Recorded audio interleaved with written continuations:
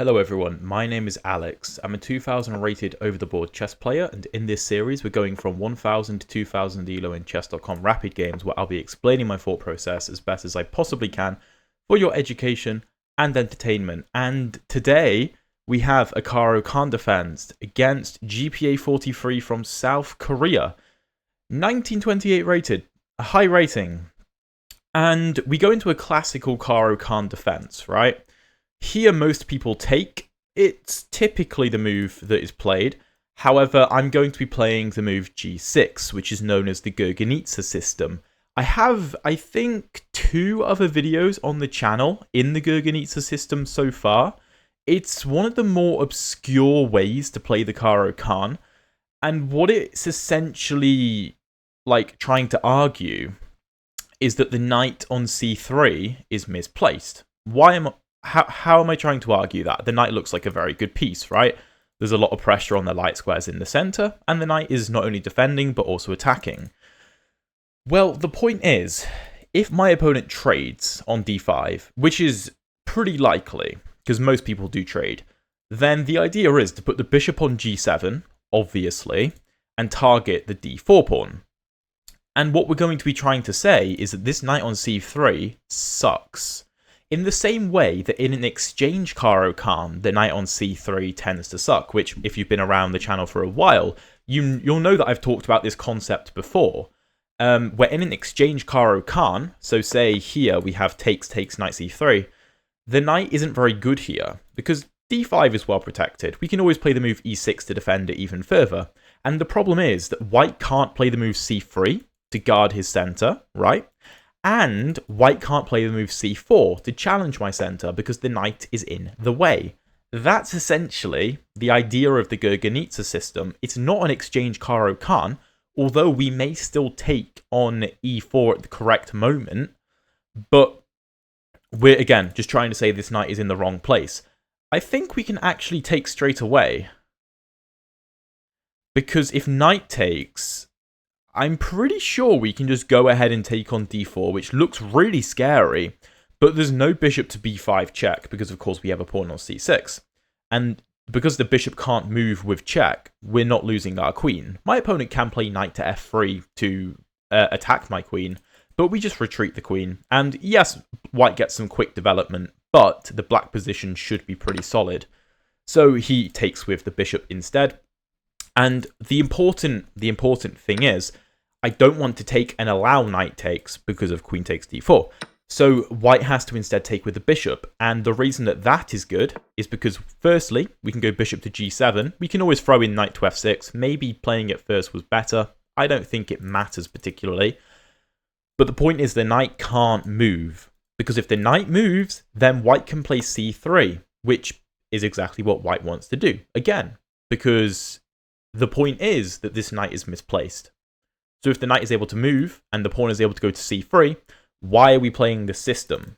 At some point, white may be able to accomplish it, but we want him to do it in a way that isn't quite as comfortable as it would be if he was able to take on e4, if that makes sense. Hopefully it does. If you want to learn more about the Caro Kann, make sure you check out my Caro Kann playlist below with all my previous videos in the Caro Kann on the channel.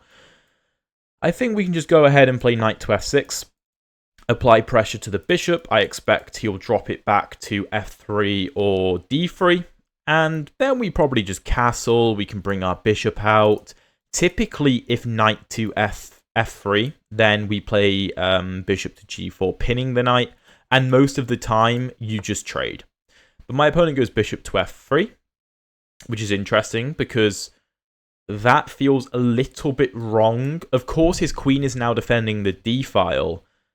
Maybe he's trying to play the move d5 to get rid of his weakness. That may be the point, because this pawn is kind of an isolated pawn, again, trying to play on the fact that the c3 knight is in the way. Which leads me to initially want to play the move bishop to e6, just to control the d5 square further. And the bishop looks like it's blocking the e-pawn, but similar to a lot of, like, I think in the dragon, it's quite a common idea to put the bishop on e6. Maybe even in the, oh, why can't I think of the name? The Grunfeld, I think it's also an idea. Because this e-pawn doesn't really need to move, because our bishop, of course, isn't developing this way, and our queen certainly isn't developing that way. Our queen will probably go to one of these squares, right? So if we castle, I'm just a little bit afraid of the move d5. I don't really want to allow that. So we're going to go bishop to e6. And why I think that bishop to f3 is a little bit of an inaccuracy is because if this knight goes to e2, then this knight can't move to e2, which would allow the knight to rotate to a good square and free up the c-pawn to move. Again, a lot of this opening is about the c-pawn, which, you know, it's kind of a minor sort of positional intricacy. But if you want to improve at chess, these are the kinds of like intricacies that you should try and understand further, because they're important. They're very important. Queen d2. White is signaling that he probably wants to castle queenside, and he's also lining up a battery to the h6 square. Now, we could play the move h5 so that our rook defends h6, so that in the short term at least, bishop to h6 can't be played.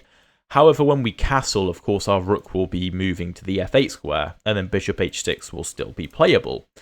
It is a little bit tempting to play the move knight to g4, attacking the bishop and also covering h6. I'm not sure whether I want to encourage my opponent to trade his bishop off. However, that does unveil my bishop, which increases the power of my bishop. And if knight here, bishop takes bishop h6, then we can just take on d4. So knight here, take. White can't castle because my bishop's cutting it, cutting the d1 square off. So if here, f3 probably. Bishop f5 looks natural. Then if castles, preparing the move bishop to h6. What do we want to do there?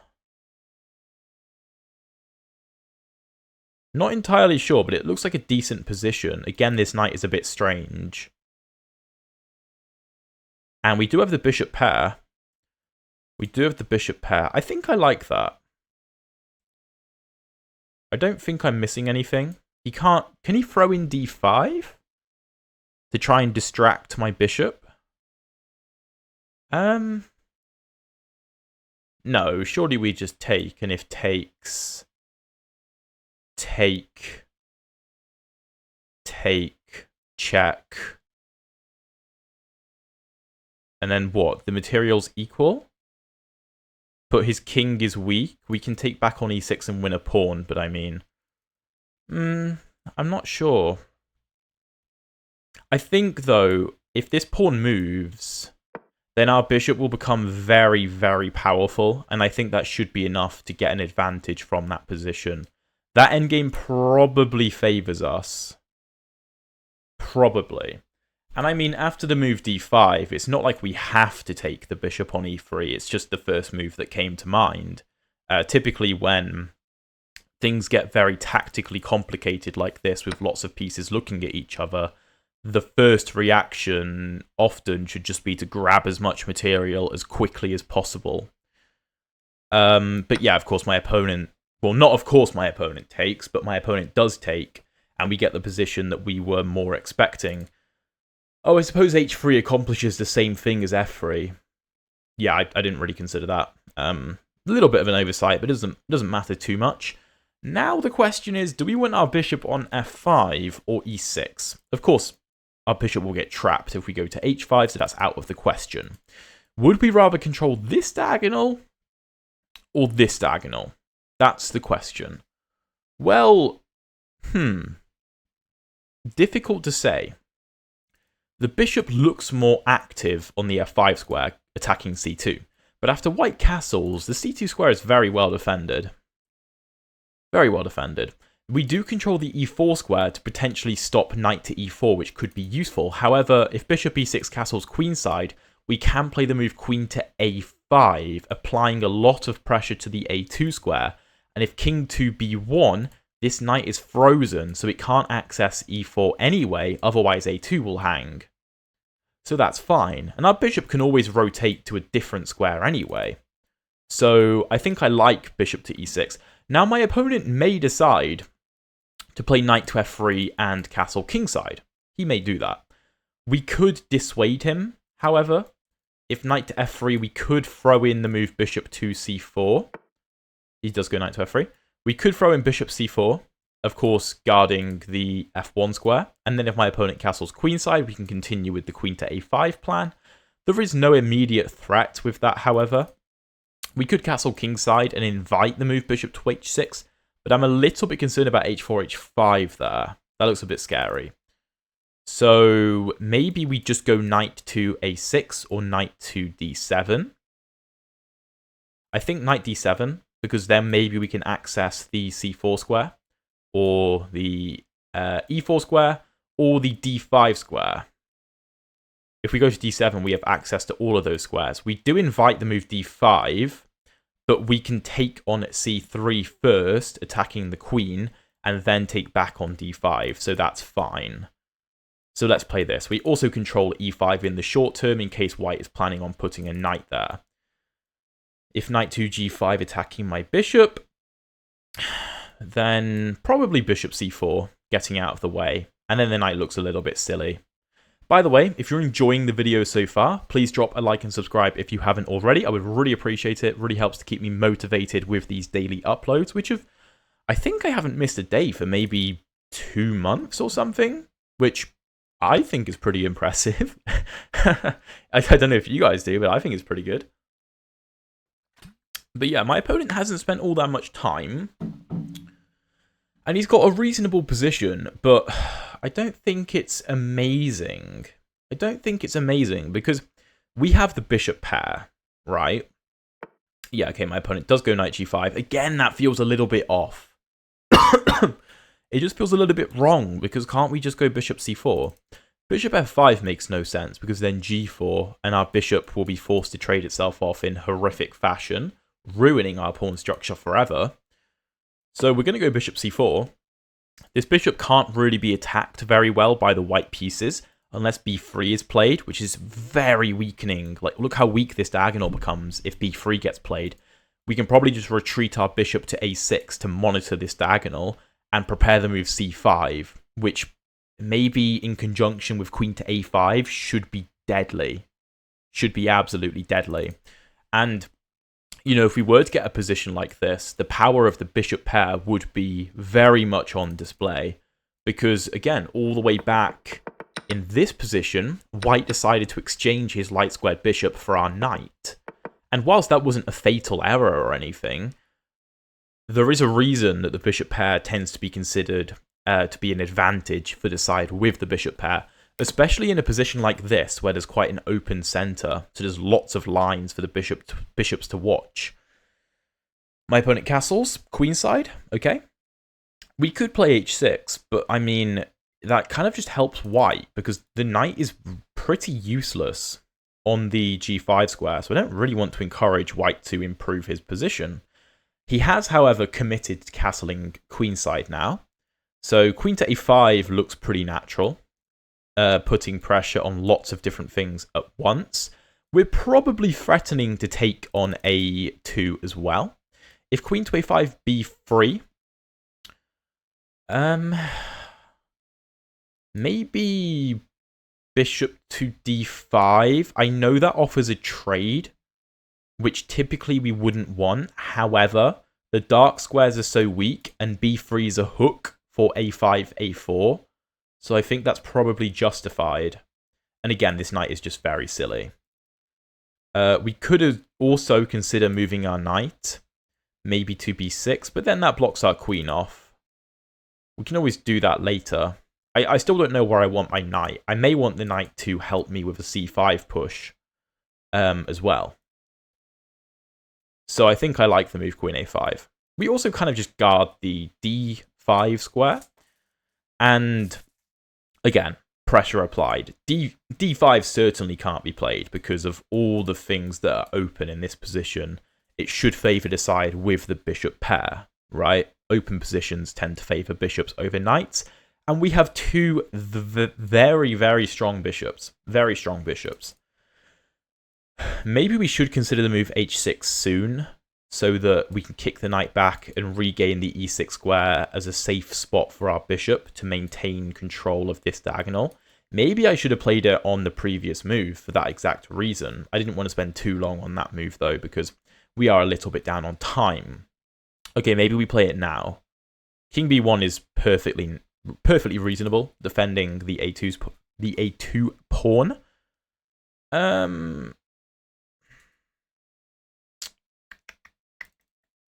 b5, b4 is not unreasonable. Because, of course, if we kick the knight, then we will be winning the a2 pawn. If b5, b3, though, then our bishop gets kicked, and our pawn structure, it's fine, but we lose the ability to play c5 if our c pawn has to take on d5, because our queen will be cut off by the b5 pawn being in the way. So, for that reason, I'm going to play h6, which you could argue creates a weakness on the h6 square, but we don't have to castle at all, and we also don't have to castle kingside. We could castle queenside. That's not out of the question at all. And even if we do castle kingside, if it's at the right moment, there's a very good chance that white won't be able to get away with having two defenders leave the protection of the king. Particularly if we can build up more pressure with potentially moves like c5 or maybe b5, b4. Either opening this diagonal or weakening the a2 square or creating a hook on b3 to attack with a pawn, something along those lines. So there's lots going on in this position. My opponent could, I suppose, play the move b3, counter-attacking my bishop, and if I take, I suppose we have actually queen b4 check there to pick up the pawn on c4, which looks pretty good for me. I didn't really consider the move knight to e4, but I don't think it does anything particularly. If the knight goes to c5, then of course we just take it and our bishop gets opened up. And that looks pretty good. We can just take, and after take, we take. Or with the bishop even. So that's fine. We could castle queenside. We really could consider that move to get the rook on the d file aligned with the queen, which looks tempting. What else?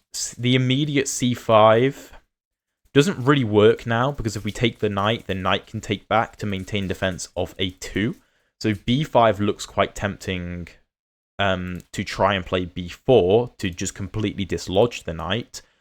If b5, b3, then we have the move bishop to e6. If the knight comes to c5, we always take it, and then the knight will fall on c3. So while it looks a little bit dangerous, I think this is the best move. So we're going to play it. And our king is still in the center of the board on e8, which typically should be weak. However, we've left the pawn on e7, which I mentioned way back when we played the move bishop to e6. I said that this pawn is fine on e7. And whilst everything else has been happening, the pawn has stayed on e7. And now it acts as quite a good defender of the king, because it stops the knight from infiltrating the d6 square. We do have to be aware of maybe a rook coming to e1. If this bishop moves, then knight d6 could be playable, because the pawn will be pinned to the king. He does go rook e1, yeah, so we do need to be aware of that. However, b4 looks like a really, really big problem. b4 bishop, maybe he wants to take and try and fork like this. Maybe that's the plan. If b4 bishop h6, take, check. No, that is a little bit scary, actually. That is a bit scary. I'm half tempted to castle queenside, to be fair, which looks ridiculous because our king wires it on the side that we're pushing our pawns. But it does get the rook on the open d file, which could be useful for getting our knight involved, because we won't have to worry about being taken because of the pin on the queen. I know the knight currently controls this square, but that may change. Basically, we need to stop this knight coming to d6. And then this plan will work. We could castle kingside, but bishop takes. Well, no, then b4 is an issue. We can afford to give up the h-pawn. Like I said earlier, there's going to be positions where we can give up the h-pawn, and it's not really a problem. Do we castle? I quite like the idea of castling queenside, to be honest. I do quite like the idea of castling queenside, but we could play king f8, but then our rook is just out of the game forever, or for a very long time, which I don't really want to do. If we castle queenside, what can white actually do? Okay, let's say he goes b3. Then we drop our bishop back, and we just have a very good position. But then, yeah, c5 is the move I want to play, but my king is a bit in the way. If we castle kingside and b3, and then he takes on h6, again, that doesn't look that good, because he can just take on h6. So maybe king f8 is the way to go. So c5 is still a playable move. Our rook still defends h6. I'm going to play it. I'm leaking a lot of time, so I need to just make a decision. I don't know if this is the right idea. My logic is that we keep this bishop locked out of the game by maintaining defense. If we absolutely need to, we can play king g8, king h7 to maintain the defense of h6 and bring our rook into the game somehow. b3, we drop the bishop back, of course. And b3, I mean, it solves the immediate problem of this diagonal, but of course it massively weakens this diagonal, which we're going to try to exploit. Don't play b4 in these kinds of positions. The knight will just come to a4 and blockade everything, which we don't want to allow. Better would either be like queen b4, a5, a4, or queen b6, a5, a4, or going for c5 to open up this diagonal, although we would have to be a little bit wary of the move d5 counterattacking. A lot is going on in this position. A lot. And we need to try and navigate it as best as possible. The fact that we can always take this knight and open up the attack on the knight on c3, which would just be a winning of a piece, is very, very useful. These knights are a little bit tied to each other, which they look nice. They do look nice, but they may not be that practical. For example, if something like c5, d5, and bishop to f5, white could face some problems with the defense of the knights. Potentially. Just something to bear in mind. And maybe we can even try and go c4 in that position, for example, to break things apart and utilize a potential pin. Okay, queen d3 is an odd move. That's a strange-looking move. What's the point of that? I mean, you're unpinning this, but like, so what? Can we go f5?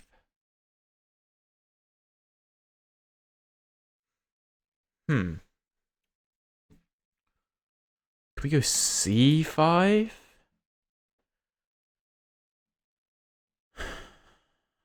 I don't think so. I want to play rook d8, I think.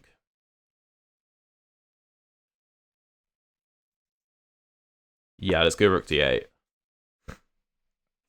We do need to be a little bit careful the way in which... Oh, maybe the point is to attack b5, so I can't play c5. Maybe that's the point. That would make sense. I need to be careful if the d-file does open up, because my rook is only protected once, and it's attacked by 2 pieces if, like, these were to come off the board, the pawn and the knight.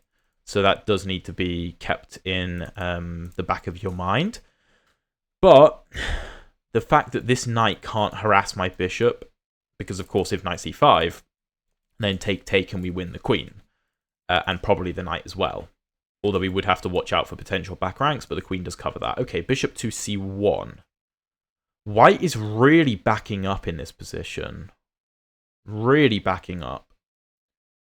Okay. c5 still doesn't make sense. We could play a6 to prepare c5. But again, if takes, then our rook's hanging. We could go king g8, king h7 to solve that problem. Although it does look a little bit slow. What else can we do? Again, b4, knight a4 doesn't really make sense. We could go queen b6. to do this.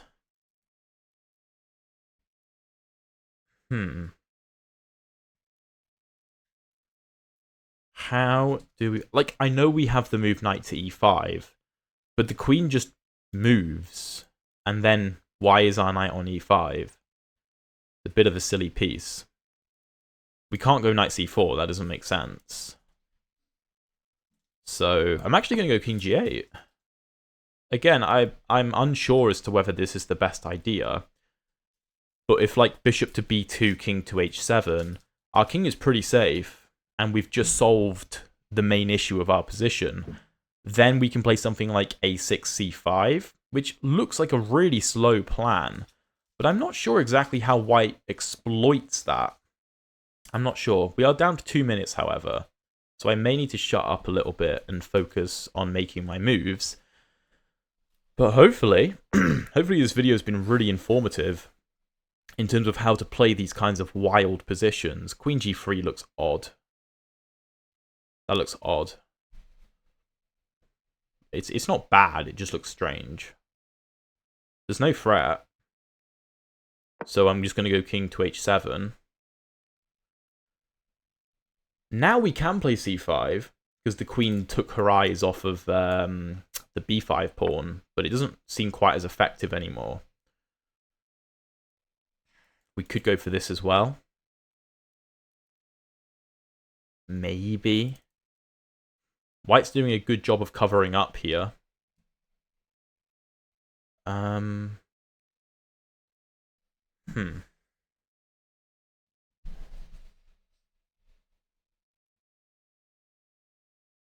Let me think a second.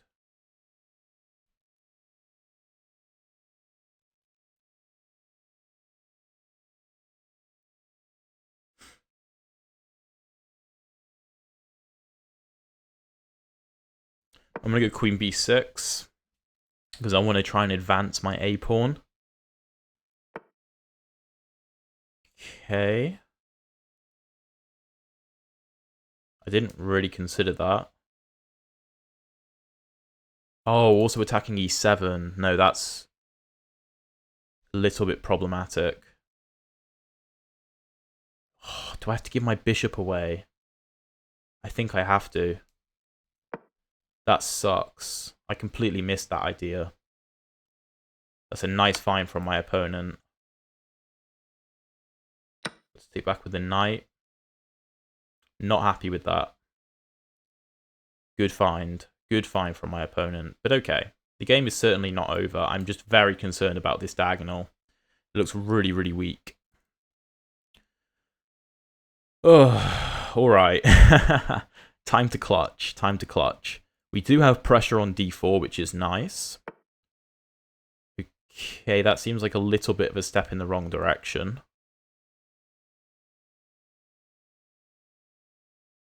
Okay, let's go king g7. Of course, allowing our rook to defend, because my opponent was threatening to take. I don't think bishop c1 was a great move, but we'll see. Also opens the b file, so a5, a4 is more effective. Because he can't take, because the b pawn will be pinned. Well, no, sorry, it won't be pinned, but when he takes and I take back, it will come with a discovered check.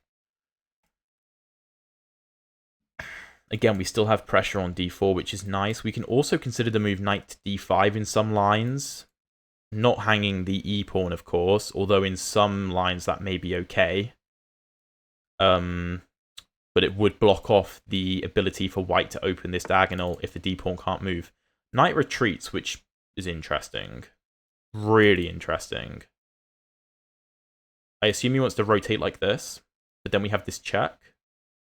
I'm going to go knight d5. I don't know if it's the best move.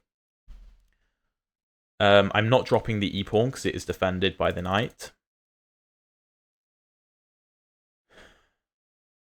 That is an odd move, because if the knight goes to f4, I could just take it, to be fair, but I also can threaten this. And yeah, bishop b2 again seems a little bit slow. We could even consider g5, but that feels like too much. Feels like too much. Let's go a5. Play the more principled move. If knight c3, We can maybe even just go a3 and try and rip apart the light squares or open up the a file. And we may be okay with giving up the e-pawn in some of those lines. Maybe. We may have to throw in g5 to cut off the queen with tempo, though. Queen d4, what does that do? Well, this can't be played now, so that's nice. Oh, game, please don't. Please don't freeze. Please don't freeze. Come on. Not in a low time situation like this. Any other time. Any other time. Not when I've got a minute on the clock. Queen e4 I don't understand. I really don't understand this. Maybe he wants to give a check, but I just move. And then, what? Like, what? What's he doing there? If his idea is knight to f4 with more pressure on the bishop, I'm probably just going to take. Probably just going to take. And try and keep my bishop alive to be able to play like bishop to f5 or something like that in the future. If I have like a few moves in a row, I essentially want to take. If takes with the c pawn, of course we have bishop to f5 winning the queen. And if takes with the a pawn, then I want to double up on the a file in some manner. Maybe queen to a5. Okay, g4 is odd. I mean, I suppose you take away this square. Let's take. Yeah, but now we can't play this. Now we can't play this because of this.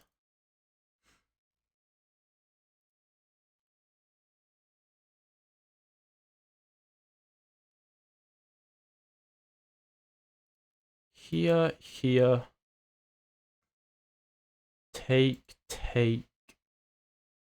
Here.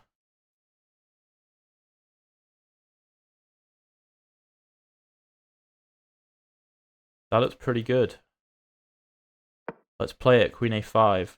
I like queen a5 as well, because we take away the c3 square from the bishop and the knight, which could be useful. We also target the rook, which could be useful in the future.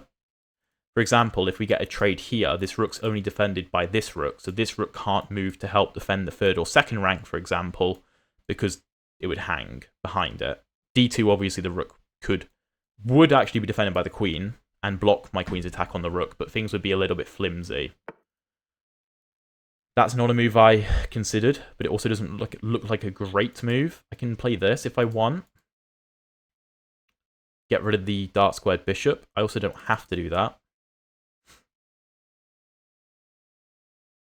Although that might be the best idea.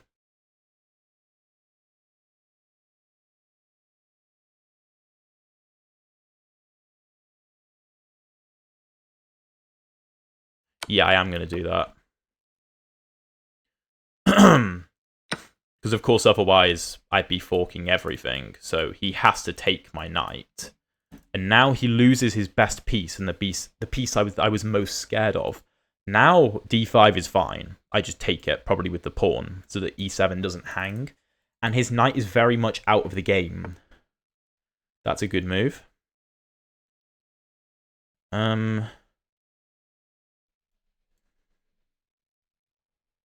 Probably here. Do I allow this? Well, no, then I just take. So yeah, we keep pressure on b3. We also keep pressure on d4, which is useful. We're also maybe threatening the move c5. My opponent could take my pawn, and I could do a variety of things. I could play rook to c8 to get on the open c file. I could take on d4. And if takes, white could take on b5, but it looks risky. Rook c8, my king looks very safe, although he would have queen to e5 check, forcing a queen trade in that position. My bishop's a little bit stifled by his pawns, right? His pawns are blocking both diagonals. Okay, interesting.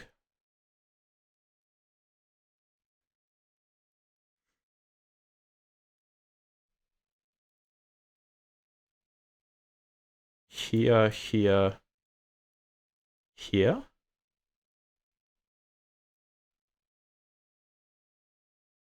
I don't think I have anything better. He could give a check. Is that a problem? I don't think so. King moves. Oh, wait, no, if he takes, my queen defends that. I don't really want to trade queens with him, though. I forgot my queen looks at that. Oh, that's not what I wanted. I did not want a queen trade. Can I go c5? Ah, no, that's not what I wanted. He may be considering the move f5, though. That might be what he's thinking about. Oh, yeah, okay, he does. I think I prefer that.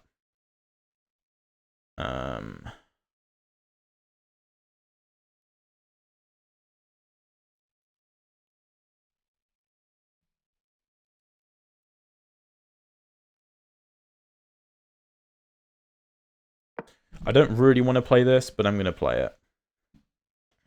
Just because I don't want him to trade the queens. My bishop does kind of suck. However, if he takes on g6, I can take back. I can then bring my bishop out of the position somehow if I need to. And then I have good pressure on d4. I also have ideas of c5. Taking with the king I don't think made any sense. Queen f5, king g7. I don't like it. He may go for this, but we are covering this. Okay, he goes there. That doesn't really work. Maybe we have to offer a queen trade here. I think we do. I don't think we have anything better. If takes takes, then black is probably fighting for the advantage. Although my opponent probably knows that. Because we fix our pawn structure, our bishop's actually pretty good, and our rooks are quite active. That's a good move.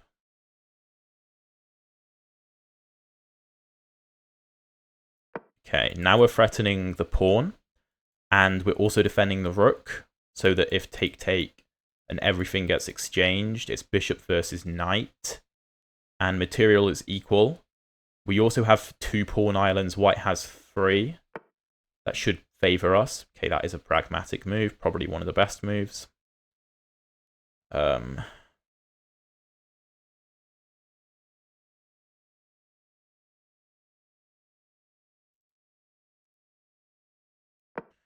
don't know if this actually does anything, to be honest.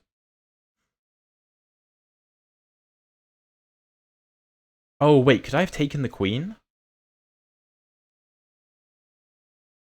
I might have been able to take the queen there.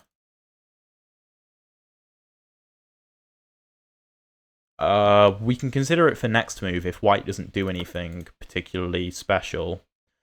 Again, if we trade, I think we're better.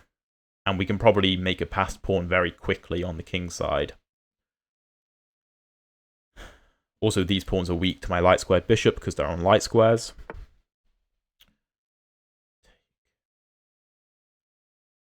Good.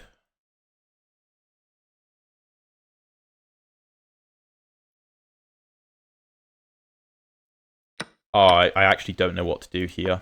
Let's push.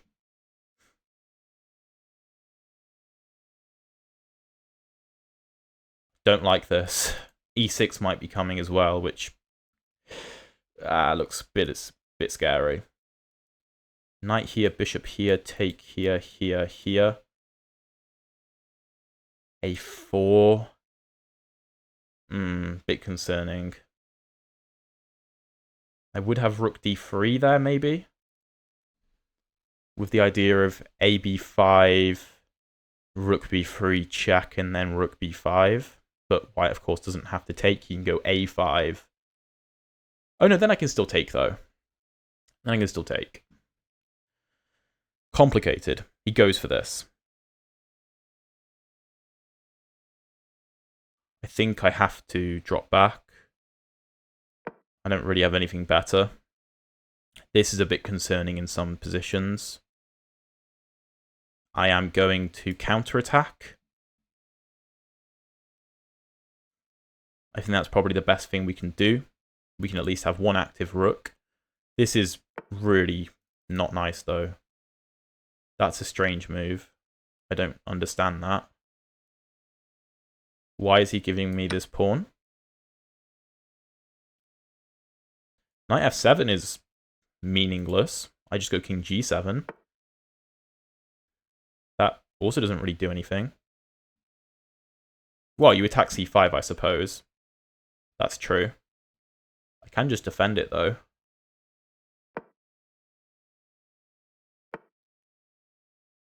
Uh-huh.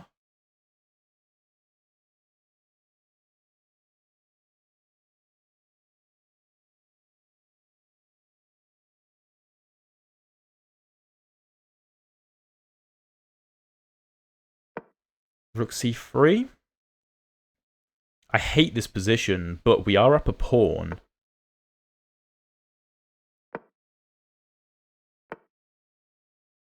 White seems to be kind of... Oh, wait, I just blundered this. Oh, that's not fun. Really not fun. Damn, it's a nice play from him. Very nice play. I might be just completely lost here.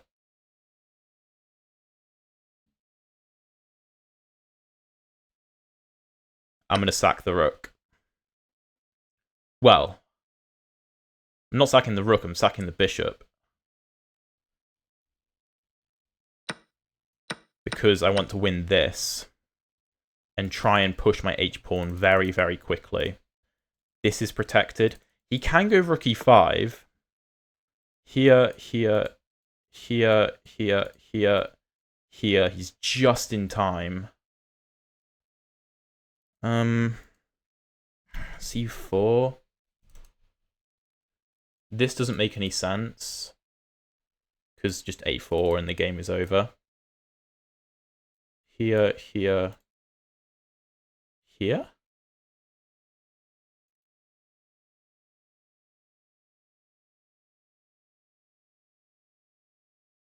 I'm going to push. I'm going to hope he gets greedy. I'm going to hope he gets greedy. I want take here, here, here, here, here, and then this is winning. It's maybe just tricks at this point, but that's my idea.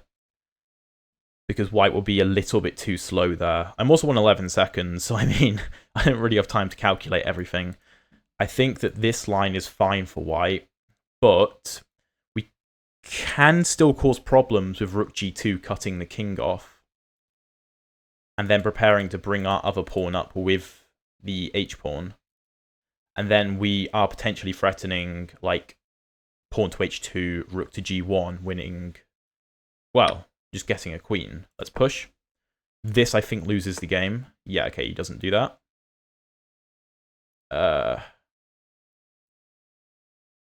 Yeah, let's start with rook g2. The point is to cut the king, so that rook to g1 check if our pawn gets to h2, or just rook g1 pinning the rook is always a threat. The best idea for white might... Oh no, he can't push. Not yet. Because take h3, push, push. And if he pushes, here, push, here, here, promote with check, and we stop the pawn. The knight is actually not a very important piece right now. I think that's the best move, though.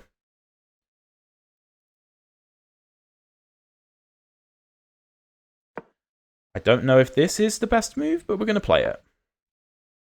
He may sack the knight, actually. He may sack the knight. So maybe rook g4. I don't really want to play it, but... Here... Take. No, I'm going to protect my pawn. Here. Attack it. Knight g2. Then we probably bring the...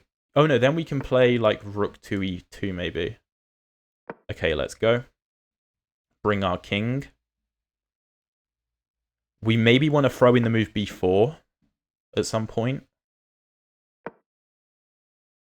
This is very interesting, because we only have a pawn for the knight, but 2 connected passed pawns, relatively far advanced. I mean, if they were on, like, these 2 squares, or, okay, let's say these 2 squares, it'd be game over. Black would be completely won. But they've still got a little journey to go. However, b4 could cut white off. I think we should play it. The point of b4 is if a3, we give a check first, forcing the king back to the first rank and then taking. However, he might actually have the move a4. Because if we take en passant, the king takes and he's okay. Yeah, he finds it. It's a good move. Not one I'm happy to see.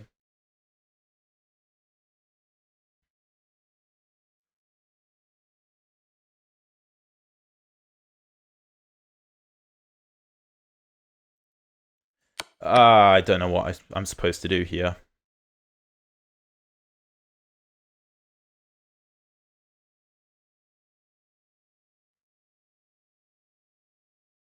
Let's attack the knight. Here. The problem is I can't play g4 because I'll hang this.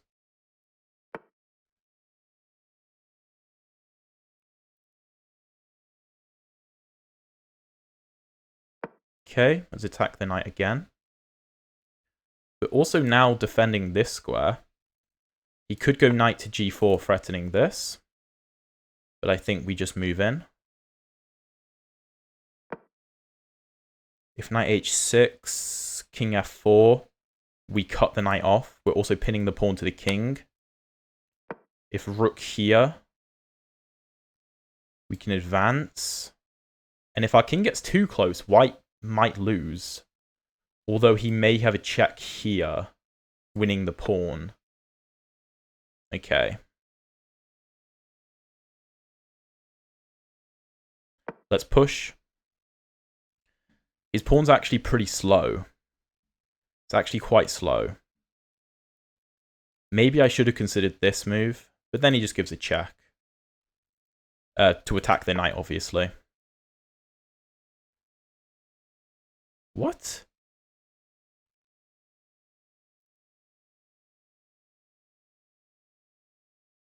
I'm going to push. This is starting to look a bit dangerous for white. My pawns are getting very, very close. Now this is definitely an idea as well.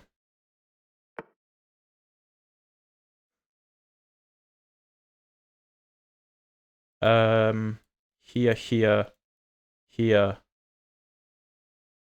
The knight is not in a good place.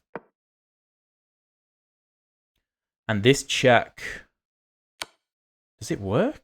I can't go here because of check, but can I... Oh, wait, no, then there's this. Okay, I need to come up then. I can't go there because of this. So I need to come here. But then I drop the pawn. Oh, no. Wait, if here, check... Here, I counterattack, though. That might work. I give my rook up, but I can probably promote. What is this? This game is a mess. This game is an absolute mess. White might have this. If here, though, if he takes like this and this, either I'm winning or it's a draw. Either I'm winning or it's a draw. Because if he takes with the knight, then I just take the rook. And then I'm winning. Or I should be. Yeah, I should be. Absolutely mental game. Mental game. It'll be so interesting to see where the computer says I went wrong earlier on. Because I clearly did something wrong to get into this position. But to go for the endgame, I think was a very smart idea. I don't know if b4 was the best idea, though. Because it did allow a4, which I admittedly missed. Maybe I should have played the rook check on the king in that position. But again, we'll find out in the analysis. Okay, he goes for this. Here, can he give this check? Maybe? Maybe it's a draw. He certainly can't take. That he definitely can't do. I'm also kind of threatening this. Okay, he does give the check. If I go here, of course he takes. So I have to come back, right? If this, I'm good. It's probably a draw, you know. Which is the most mental draw I've ever seen. Here... Oh, really? Oh, wait, no. This is his idea. And then if I take, then check, and he picks the pawn up. If takes, can I play G... Sorry, can I play H2? Or even, like, Rook H6? Rook H6 here, here. He can't stop that.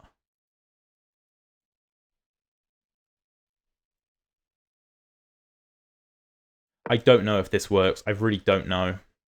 I don't think I can hold the endgame if I allow my pawn to get traded, though. I think I'm losing that. So I probably have to go for this. Fortunately, this cannot be played, because the rook is in the way. And the knight is still hanging. The knight is still hanging. If, like, knight d1...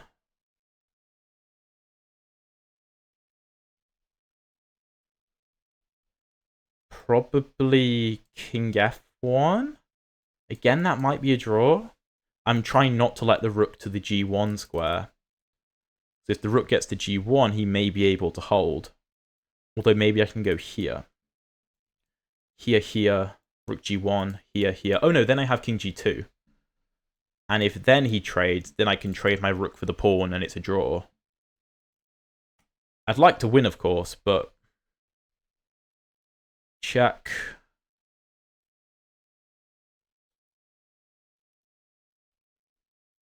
Here.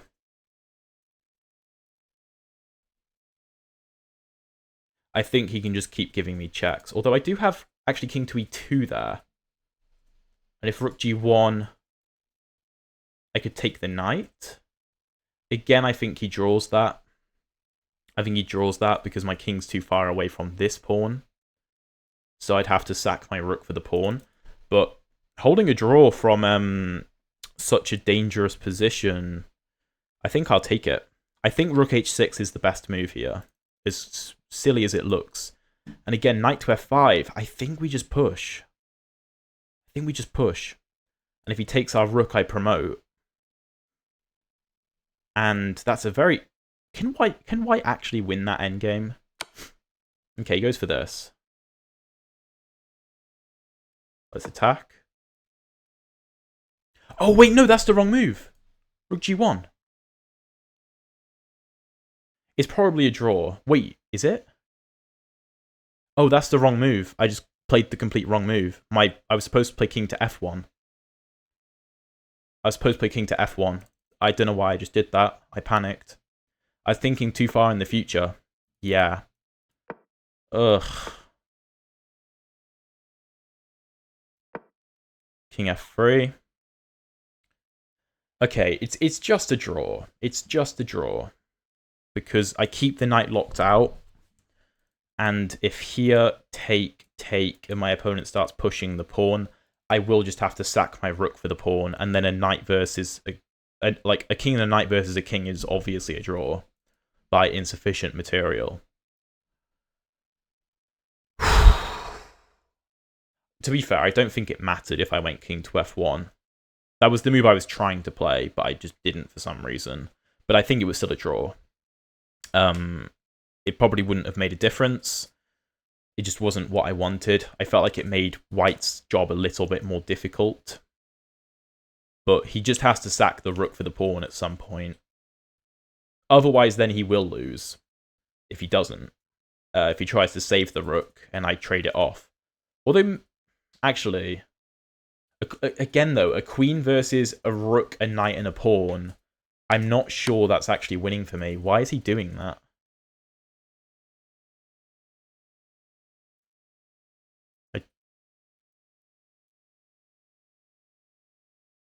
Maybe that's the idea? But I'm just going to go to e2. And then that's a repetition if he goes to f1 again, of course. But I don't think I can get any better than a draw, so let's not overdo things. Let's not push for a win then when there isn't a win. Because if rook f1, king g2, knight f3, then I may actually be in trouble. Because white has a bit more time to start pushing the pawn. Whereas here, the problem for white is immediate, and he has to deal with it straight away, in terms of he has to sack his rook for my pawn quicker. He's down to under 20 seconds, though. He might flag. He might flag. I don't think it's likely, but yeah, he's probably just going to repeat. Yeah, okay. What a game. What a game. And to be fair, we do gain 4 rating points because of my opponent's rating. But as you can see, the computer immediately believes I made 4 mistakes that game. So we will find out what those mistakes were. I hope you guys enjoyed the video. Sorry for the very, very long game. But let's get into a quick analysis and see where the computer believes I went wrong. Okay, so the computer did not approve of a large chunk of that game. Oh my, like, if you could see the colors on this game review right now. Let's go through it. Let's go through it. It's be an interesting one. So, e4, c6, d4, d5, knight c3.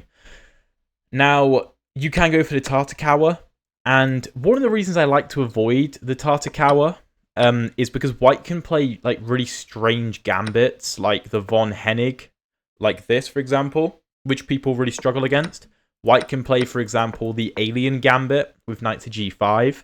There's just a lot of things to watch out for, and the computer will tell you, like, you're fine, don't worry about it. But as we all know, if you play the Caro Kann or play against the Caro Kann, you know that these kinds of lines are so tough to play against.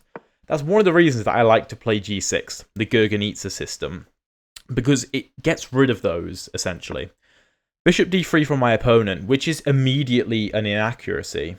The best move for white is e5, essentially trying to shut down this diagonal.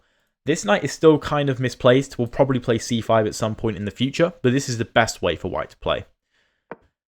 But bishop d3, we take. The point is, if the knight takes, then we can probably take on d4. The computer thinks bishop d2, bishop c3 is a good solution for white. If we don't take, I mean, bishop g7, c3, knight f... No, not that. Knight f6. And if something like this is kind of an ideal setup. If queen e2, I believe we can just go bishop e6 and castle, and f5, and it's just quite comfortable. So we can do several different things. But de4, bishop e4, and we go bishop g7, just attacking the d4 square. Bishop e3, and as you can see, black is already slightly better. It's very difficult to play against the Gurgenidze. Queen b6 is apparently the best move, eyeing up the b2 pawn. I went knight to f6, attacking the bishop, bishop to f3. I didn't think this was the best square for the bishop, but, I mean, knight to f3 is the best move. I guess the point is, if takes, you can play the move c3. Probably I wouldn't take, though. I don't know, maybe I would have just castled. Either way. Bishop f3. We go bishop e6, computer-preferred castling. But I didn't want to commit to that just yet. Queen d2. Now, again, castling is a move, but I was not in this position, because here we can win the pawn. But if white castles queenside, then this is an idea, although the computer just ignores it, essentially. Knight g4 is an inaccuracy, okay? Interesting. Bishop g4, and I honestly just missed the move h3 for some reason. I only looked at f3, and I thought, well, I just dropped my bishop back somewhere, and I've got a good position. But yeah, for some reason I just missed h3. Bishop e6, bishop f5 is basically the same evaluation. Knight f3 developing, knight d7, computer preferred knight a6. Why? Don't know. What's wrong with knight d7? Now if bishop h6... What changes? If this bishop h6... Computer wants to take... And go queen a5? Oh, maybe the point is the knight can access b5 if queenside castle. Maybe that's the point. Not immediately, but it has access. Because on d7, of course, it doesn't have access. Maybe that's the idea. Knight g5 from my opponent. I went bishop c4, and the knight is a little bit silly on the g5 square. Castle's queenside. We go queen a5, which is the best move, which, as we saw, just applied a lot of pressure to a lot of things, right? King b1, h6. Okay, yeah, that's the best move. b5 is also playable. Knight ge4. And here we go b5, which the computer was a fan of. It preferred f5, and if the knight drops back, then b5. But white can counterattack with b3, which I was a little bit concerned about. Although, if here, I can maybe just give this check and pick the pawn up. Very strange position, but I suppose the point is that this is really weak, and a well-timed c5 will be very nice. Something like castles, if white gets lazy, then maybe c5 just kills the game. Although, not yet, apparently. Knight b6. Oh, because you don't want to allow d5, I would assume, right? No, just c3. Okay. Well, we go b5. Rook he1 loses the game to b4. Now, I was concerned about bishop h6. I don't know why I was concerned about this, though, because I can just take on c3. And you are not in time to take because you get mated. Also, your queen is hanging, obviously. I have no idea why I didn't play that. That's so obvious. I got spooked. I got completely spooked by... Essentially, what I was concerned about was, let's say I play a nothing move. As you can see, white is a lot better. For various reasons. One of them being d5. But essentially, I just didn't want to allow the bishop to move and the knight to give a check here and pick up my... Oh no, this is what I was concerned about. b4 here. And I thought that if I take, there's knight d6 and like this. Except there isn't, because I'm threatening the rook. This is what I was concerned about, but I just missed the sequence of moves. Poor calculation from myself. I went king f8, which is not good. b3, best move from my opponent, because otherwise I will play b4. Bishop e6 is a mistake. I should have gone f5. And go into this. No, b4. Knight a4. fe4. Crazy position. Bishop e6 is a mistake. Queen d3 is a miss. d5 is better. If cd5, knight d5...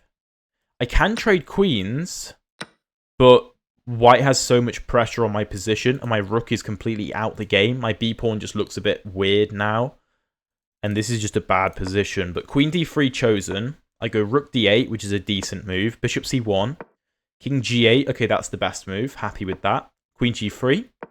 King h7 is bad.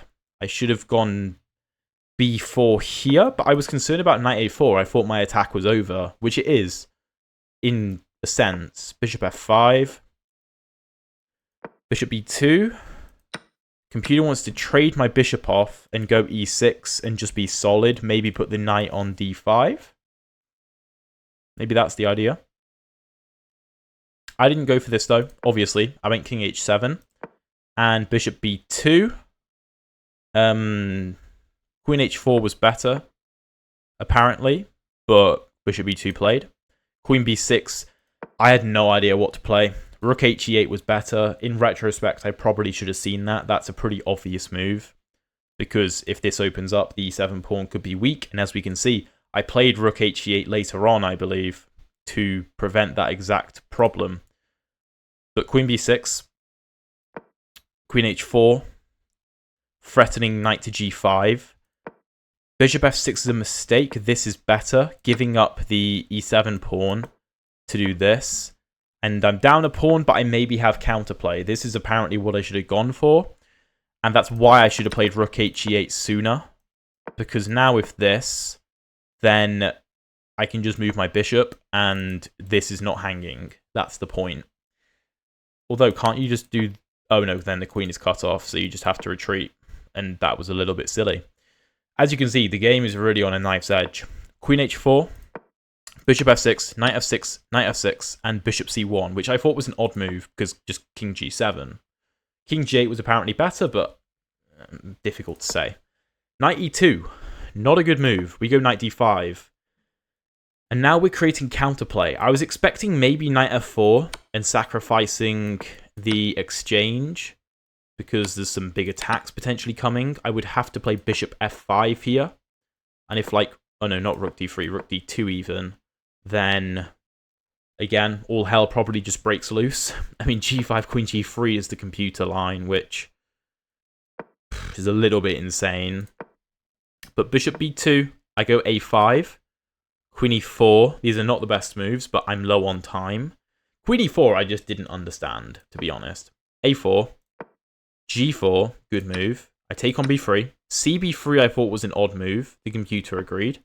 Queen a5, rook d6 was the best move, which I mean, who is ever playing rook d6? I assume the point is that knight f4, if he takes my bishop, I can take back with the rook, but it would be an odd move to play prophylactically. To play it after knight f4, yeah, okay, maybe. But to play it beforehand is odd.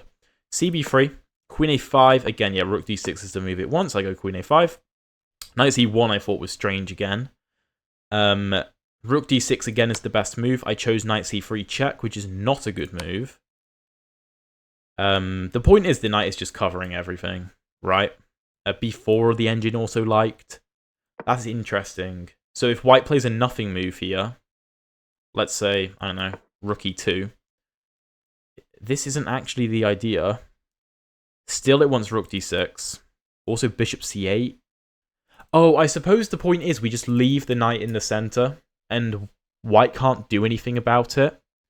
And the knight also defends e7, which is really useful. And it maintains constant threat. Also stops this pawn from moving. Ah, yeah. And if knight d3, let's say here, which is the best move, then we, okay, just make a threat again. And either the king runs or the knight goes back. And white is a little bit on the ropes because our knight is so dominant. I, however, panicked a little bit, traded the knight off, rook e3, queen b4. f4 is a mistake. I need to find queen d6 or rook d5. I didn't find either. I went bishop d5. Queen e5 check. I missed this. If the queen took, after takes, I apparently have h5 or bishop e6. And although I'm a pawn down, I'm somehow better. Queen e5 check played, king h7, and f5. I went rook h to e8, which I should have played a long time ago. fg6, knight d3, queen d6. My idea here was if white trades, you can see I'm better. Because let's say everything gets traded off, and I don't know, rook f1, king g7. I'm a lot better because my pawns are much safer than his. My bishop's also a really strong piece. It's kind of threatening this, kind of threatening this. Pressure on these pawns. It's a really good piece. And I'm constantly threatening all kinds of infiltrations. Rook d e1, though. A good move from my opponent. I went bishop to f7. I was thinking, not in this position. I think what I was frustrated with myself about was after rook e4, I felt like I should have taken on e5. My thinking was, if this, then this, and I'm just trading. If pawn takes, of course, the knight hangs. But actually, there is knight takes attacking my bishop, so I don't have time to do anything. I can do this and maybe play e6 and just try and hold on. If, like, rook f2, I can go rook f8 and I'm okay. My bishop shepherds all my pawns. This is what I was frustrated about not seeing. Instead, I went queen f6 because I didn't know what to do. I mean, g5 is the best move, realistically. I see the point of g5, to rotate the bishop to this very useful diagonal. I get it. g5 is not a natural move to play, especially with h4 potentially on the board. I mean, the computer says that this is terrible for black, I guess because the queens can be traded, but yeah, tough to play. Instead, I went queen f6, which was not good. Knight b4. King b2 is the best move, apparently, but knight b4 makes sense. Here I trade queens. a little bit out of desperation because I was so low on time. You can see this 10-second increment. I had 1.4 seconds when I played that move. Pure panic. D takes is a mistake because I have bishop d5 and my bishop gets outside of the pawn chain. I went c5 though, forgetting about e6. I can't really trade here because way too many of my things are under attack. So I have to back my bishop up. Knight c6. Rook d3 is a mistake. Rook d6 is better. If knight e5, maybe I can take. I don't know why I didn't play this, actually. Because if this, then I'm better. This pawn's a liability. This is what I should have gone for. But I went rook d3 to try and counterattack. Not the right idea. Knight e5 is a mistake because I can take on h3, which I do. Knight d7, I went rook c8. Again, the best move. Rook e5. Here I went rook c3, which is the wrong idea. King g7 is the best. Again, tough. On such low time, I went here and I completely missed this idea. Completely missed. Rook c6, I should have gone here apparently and played sort of passive defense. And if knight d5, rook g3, I'm surviving. But I went rook c6, knight d5, rook g3 is the only move, knight e7, rook e6. This is the only thing black can do. Like everything else loses. Because if I move my rook, then knight g8, if I take, you just push. The problem is, I don't have rook c8. Let's imagine my rook isn't hanging. Let's imagine. Something like this. I'm still bad, but maybe I can survive this because I'm in time to stop the pawn. Here, though, I'm not. So I have to sacrifice my rook. It's my only option. Rook e6, bishop e6, rook e6, rook g4. Rook g1 check first is better? I don't know why. I couldn't tell you. Couldn't tell you. I take on g4. Rook e5 is a mistake. Because of h5. Yeah, okay. Knight d5 is better, but it threatens this, of course. And if rook g1, king up, and I start pushing, the idea is just to counter push. Again, it's so hard to find the correct ideas in these endgames. Rook e5, though. Push. Rook c5. I push again, setting a trap. If white takes, he's lost. Because his rook cannot get back in time. Because I have this. That's the problem. For white, at least. I set the trap. White doesn't fall for it. Goes rook c1. Computer says it's completely equal. Rook g2 is an inaccuracy because of rook to h1. I should have played rook e4. And after the knight moves, threatening this, go king h6. And then if the rook goes to h1, black is a little bit better, apparently. I don't know. g5, knight f5, rook g4, which is the best move. Yeah, stopping this. It's the only move, actually. King b2. An inaccuracy. I should have gone king g6. If this check is given, I can saunter up to h5, move my rook, start pushing, something like that. King b2, I go king... Oh no, I do this first, sorry. Rook e4, knight d5. Here, I need to find rook e5, apparently, and after knight b4, king h5, holding on to the h-pawn so the g-pawn can push. I went b4, completely missing a4, but it's not even that good. Rook e5 was better. I mean, so hard to say. Knight e3. I guess the point is that white doesn't get the e3 square. Rook d6, knight g4. King f5, knight h6. King f4. King a4. h3, we're getting closer. b4. g4. King a5. Rook d6. Rook f1 check. King g3, only move. Only move. If I go here, I lose. If I go here, I lose. No, not because of this, because I have that. But this, I give away the g4 pawn. So instead, king g3. And after knight to f5, king g2 only move. Knight e3, king g3 only move. Because if I go here, then he wins the pawn. crazy stuff. I have to go king g3, rook g1, king f2, rook g4. Here I didn't take, because as you can see, white is winning. After this, I can't get there in time. If my king was on b8, I can probably defend that. My king's too far away, though. So, rook h6. Rook d3 was also playable, but rook h6. Knight d1. King e2 is the best move. I was trying to play king f1, but apparently this loses. What? Because white can play knight f2 and sack the knight for the pawn rather than the rook. Wow. Well, the chess gods smiled upon me because the move I wanted to play was losing. King e2, rook g1, h2, rook h1. And here, there's many a draw. Many a draw, but king f3 is the easiest way. If white pushes, I go here.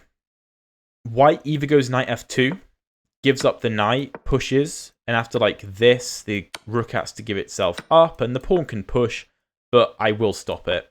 And I will have to sacrifice my rook for the pawn, and it will be a draw. But rook f1 check, king e2, king to g2 loses the game because of knight e3. And if I move my king, rook h1, the king can't access g2. If I try and attack the knight, there's knight f1. And if king here, white just exchanges everything and I can't stop the pawn. It's a game of fine margins. King e2 is the only idea. Forcing the rook back, and then we go back to f3 and my opponent repeats. And it's a draw. What a game. Now, I do love this Gurgenidze system. I really would recommend it. And although this game didn't quite go to plan, I had winning ideas that I should have seen, and it was a very interesting game. So if you want something a little bit different, you don't have to play it all the time. If you prefer the Tartar Cower, which I know many of you do, which is take knight f6, which I also play, it's a great opening, go for it. But if you want to see another really interesting Gurgenidze video, check out the video up here. And if you want to see the previous episodes of the speedrun, check out the playlist down there. Thank you very much for watching, and I'll see you in one of those videos.